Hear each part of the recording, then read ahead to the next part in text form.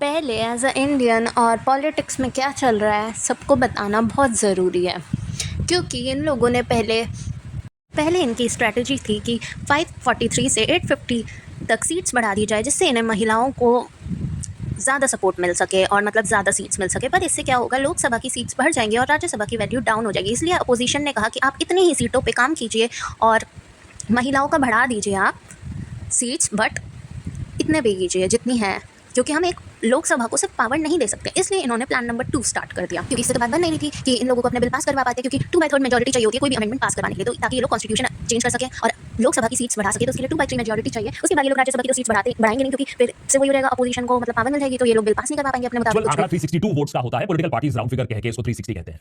मतलब सीधी भाषा में अगर आपको समझाया जाए, ये कोई शहर का नाम बदलने वाला कानून नहीं है। इसके लिए लोकसभा में कम से कम 360 वोट्स और राज्यसभा में 164 का आंकड़ा जरूरी है। और सरकार इसी 360 के आंकड़े से बार बार चूक जा रही है। बिल खारिज हो जा रहा है। होम मिनिस्ट्री के कॉरिडोर में सन्नाटा छा जा रहा है। तो इन लोगों ने सेकंड प्लान अपनाया ताकि ये लोग कोई भी बिल पास करवा सके। के 33 चुने हुए सांसदों को अपनी तरफ कर लिया है। यानी बिना इलेक्शन के बीजेपी कैंप के 33 सीट्स बढ़ चुकी हैं। 6 महीनों में बीजेपी और एनडीए सब एलाइज मिलाकर 2/3 बहुमत तक भी पहुंच सकते हैं। और अगर यह आंकड़ा पार हो जाता है तो बीजेपी अपना असली दांव, अपना असली खेल खेल देगा। और वो मास्टर स्ट्रोक है कि देश का पूरा नक्शा, देश का पूरा संविधान और इस देश की चुनाव प्रक्रिया को हमेशा हमेशा के लिए बदला जा सकता है। इन लोगों का प्लान बस साफ है कि 2/3 मेजॉरिटी पानी है, इसलिए इन्होंने पहले 850 ट्राई करने की कोशिश की सीट्स, और अब ये लोग बाकी सब एमपीज़ को एनडीए में और बीजेपी में ज्वाइन करवा के अपनी बहुमत पाना चाहते हैं, जिससे ये कोई भी अमेंडमेंट पास करवा सके और बिल पास करवा सके। अभी रिसेंट में एक बिल पास हुआ है यूपीआई को लेके, जिसके बाद अब सरकार के पास पावर आ जाएगी यूपीआई ट्रांजैक्शंस पर चार्जेस लगाने की। तालियां हो जाए, पहले 10-12 साल लोगों को यूपीआई का आदी बनाया, अब उनके यूपीआई ट्रांजैक्शन पे पैसे निकालेंगे। क्या स्ट्रैटेजी है मोदी जी की। सरकार ने जो बिल पास किया है, इसके तहत यूपीआई और दूसरे डिजिटल पेमेंट्स पर चार्जेस लगाने की लीगल परमिशन सरकार को मिल जाती है। अब इसका मतलब ये नहीं कि आज से यूपीआई के ऊपर चार्ज कोई लग जाएगा, लेकिन कभी भी सरकार इसके बाद यूपीआई के ऊपर, एनईएफटी, आरटीजीएस के ऊपर चार्जेस यहां पर लगा सकती है। टाइम पर ये सवाल पूछ रहे हैं कि पैसे कमाने पर भी टैक्स, पैसे खर्चने पर भी टैक्स, हगने पर टैक्स क्यों नहीं लगा देते। वैसे अगर हगने पे लगा दिया तो पार्लियामेंट से सबसे ज्यादा रेवेन्यू निकल कर आएगा। तो अब ये न्यूज बाहर आने के बाद जब बखेड़ा खड़ा हो गया, तो निर्मला सीतारमण ने ये कहा कि नहीं नहीं, ऐसा कुछ भी नहीं है और ये सिर्फ मर्चेंट्स के ऊपर यहां पर लगाई जाएगी। बट आपको याद दिलाना चाहता हूं, क्रेडिट कार्ड के मैटर में भी मर्चेंट के ऊपर ही यहां पर चार्जेस लगाए जाते हैं, लेकिन होता क्या है, मर्चेंट वो चार्जेस कस्टमर के ऊपर पास ऑन कर देता है। एंड जब भी आप किसी शोरूम में कुछ बड़ा खरीदने जाते हो तो आपको दुकानदार कहता है अगर कार्ड से पेमेंट करोगे तो 2% एक्स्ट्रा लगेगा। यहां पर भी वही होने वाला है, मुबारक हो। और अगर आपको लग रहा है कि आपको पूरी कहानी पता चल चुकी है, तो ये भी पूरी कहानी नहीं है दोस्तों, क्योंकि अब जो मैं बताने जा रहा हूं वो आपका दिमाग हिलाने वाला है पूरी तरीके से। काफी सारी सोर्सेस से खबरें सामने आई कि ये जो बिल लाया गया है नया वाला यूपीआई पे चार्जेस लगाने के लिए, ये ट्रंप को खुश करने के लिए किया गया है। पहले हम ऑयल को यहां पर ट्रंप के हिसाब से खरीद रहे थे, अब यूपीआई भी ट्रंप के हिसाब से यूज करेंगे। हम इंडिया है या फिर अमेरिका की कोई कॉलोनी। इंडियन एक्सप्रेस की एक रिपोर्ट में बताया गया कि यूएस इस चीज को लेकर काफी चिंतित था कि यूपीआई और रुपए पे कोई चार्जेस नहीं होते थे, एंड उसकी वजह से अमेरिकन पेमेंट सिस्टम को एक बहुत बड़ा कंपटीशन यहां पर मिल रहा था। इस वजह से मोदी जी ने ट्रंप को खुश करने के लिए एक नया बिल पास कर दिया। देश के लोगों को खुश करने के लिए बिल पास नहीं करे जाते, अमेरिका के प्रेसिडेंट को खुश करने के लिए बिल पास करे जा रहे हैं यहां पे। और तुम किसी भी पार्टी को सपोर्ट करते हो, मुझे कोई फर्क नहीं पड़ता, लेकिन एक बार खुले दिमाग से सोचो कि ट्रंप को खुश करने के लिए एक ऐसा बिल लाया गया है जो इंडियन टैक्स पेयर की जेब पर और ज्यादा लोड यहां पर डालने वाला है।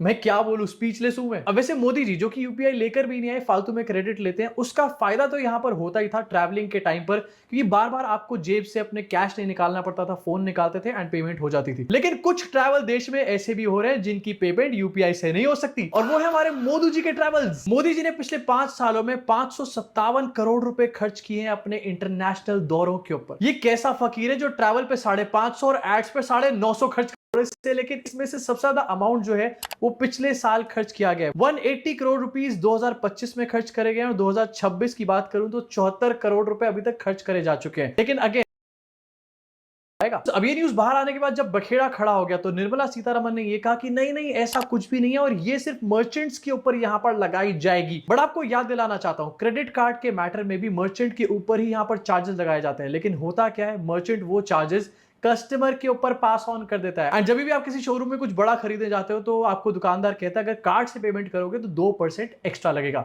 यहाँ पर भी वही होने वाला है, मुबारक हो। और अगर आपको लग रहा है कि आपको पूरी कहानी पता चल चुकी है तो ये भी पूरी कहानी नहीं है दोस्तों, क्योंकि अब जो मैं बताने जा रहा हूं वो आपका दिमाग हिलाने वाला है पूरी तरीके से। काफी सारी सोर्सेस से खबरें सामने हैं कि ये जो बिल लाया गया है नया वाला यूपीआई पे चार्जेस लगाने के लिए, ये ट्रंप को खुश करने के लिए किया गया है। पहले हम ऑयल को यहाँ पर ट्रंप के हिसाब से खरीद रहे थे, अब यूपीआई भी ट्रंप के हिसाब से यूज करेंगे। हम इंडिया है या फिर अमेरिका की कोई कॉलोनी? इंडियन एक्सप्रेस की एक रिपोर्ट में बताया गया कि यूएस इस चीज को लेकर काफी चिंतित था कि यूपीआई और रुपए पे कोई चार्जेस नहीं होते थे एंड उसकी वजह से अमेरिकन पेमेंट सिस्टम को एक बहुत बड़ा कंपटीशन यहां पर मिल रहा था। इस वजह से मोदी जी ने ट्रंप को खुश करने के लिए एक नया बिल पास कर दिया। देश के लोगों को खुश करने के लिए बिल पास नहीं करे जाते, अमेरिका के प्रेसिडेंट को खुश करने के लिए बिल पास करे जा रहे हैं। तो यही सब चल रहा है हमारे इंडिया में अब, और आप अब भी गवर्नमेंट्स को सपोर्ट कर रहे हैं। जब इनसे जवाब मांगते हैं तो ये लोग चुप हो जाते हैं और ऊपर से लाठियां चार्ज करवा देते हैं बच्चों के ऊपर, तो और जंगल भी तबाह कर रहे हैं। तो ये लोग बिल्कुल भी जायज़ नहीं है वोट के। तो एक बार मैं तो चाहती हूँ कि इस इंसान को भी मतलब सपोर्ट मिलना चाहिए, क्योंकि ये रेस कर रहा है हमारी वॉइस और बोल तो रहा है, कम से कम जवाब तो दे रहा है। सिस्टम को खत्म, टाटा बाय बाय करना है। नाम सर अजय राघव है। सर उत्तर प्रदेश में ये पेपर लीक लगातार चल रहे हैं। जब से माननीय योगी आदित्यनाथ जी सरकार में आए हैं तब से मैं उंगलियों पे गिना सकता हूं सर। 2017 दरोगा भर्ती पेपर लीक, उसके बाद यूपी कांस्टेबल 2018 पेपर लीक, उसके बाद 2020-21 की यूपीएसआई भर्ती पेपर लीक, और 2022 का लेखपाल भर्ती पेपर लीक, और 2023 में आरओ एआरओ वो भी पेपर लीक, 2023 का कांस्टेबल भर्ती पेपर लीक, और ये स्कोर कार्ड नॉर्मलाइजेशन की धांधली वर्तमान में चल रही है।